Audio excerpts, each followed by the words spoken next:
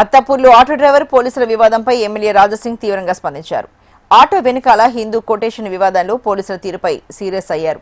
Auto driver auto వెనుకాల Hindu quotation రాసుకుంటే పోలీసులకు వచ్చిన సమస్య ఏంటని ప్రశ్నించారు. ఫోన్ చేసి బెదిరించడం ఏంటని నిలదీశారు. డ్రైవర్ను బెదిరించిన ఎస్ఐ తీరు సరిగా లేదని, దీనిని తాను తీవ్రంగా ఖండిస్తున్నానన్నారు.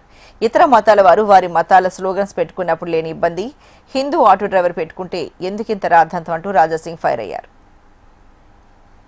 స్లోగన్ రాసుకుంటారు. ఆ స్లోగన్ ఏ విధంగా ఉంటదంటే, ఈ భారతదేశంలో ఈ ప్రపంచంలో పుట్టే ప్రతి ఒక్క వ్యక్తి హిందువే ఉంటాడు. మతం మారిన వ్యక్తి ఆయన అయ్యాని మార్చినట్టే ఆ విధంగా ఆయన స్లోగన్ రాసినాడు, జై శ్రీరామ్ రాసినాడు. దీంట్లో తప్పు ఏమున్నది? కానీ కొంతమంది ముస్లింలు ఆ స్లోగన్ ని చూసి ఆయనకి ఆపి ఆర్గ్యుమెంట్ చేసినారు, ఆయనకి కొట్టనికి పోయినారు, ఆయనకి తిట్టినారు కూడా. మరియు అత్తాపూర్ పోలీస్ స్టేషన్ లో కంప్లైంట్ కూడా ఇచ్చినారు ఆ ఆటో వ్యక్తి పైన.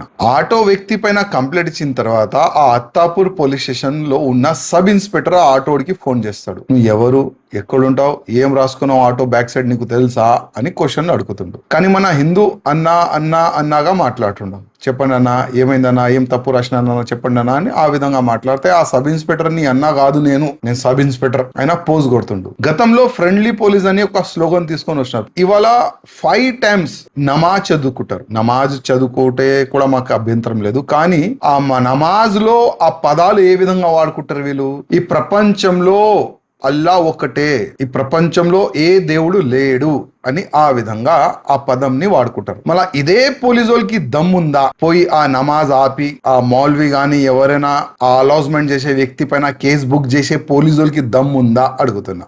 హిందువుల పైననే దౌర్జన్యం చేయాలి, హిందువులకే ఒత్తాలే, ఇదే కదా మన పోలీస్ డిపార్ట్మెంట్ లో ట్రైనింగ్ ఇచ్చేది. ఇప్పుడు పోలీస్ కమిషనర్ డీజీపీ గారికి నా ఒక నివేదిక, స్లోగన్ ఏం రాసిండి ఏంది దానికి అర్థం చేసుకొని ఈ సబ్ ఇన్స్పెక్టర్ పైన యాక్షన్ తీసుకోండి. మీరు ఆ ఆటో వ్యక్తిని ఆపే ఆ వ్యక్తులు పైన మీరు యాక్షన్ తీసుకోండి.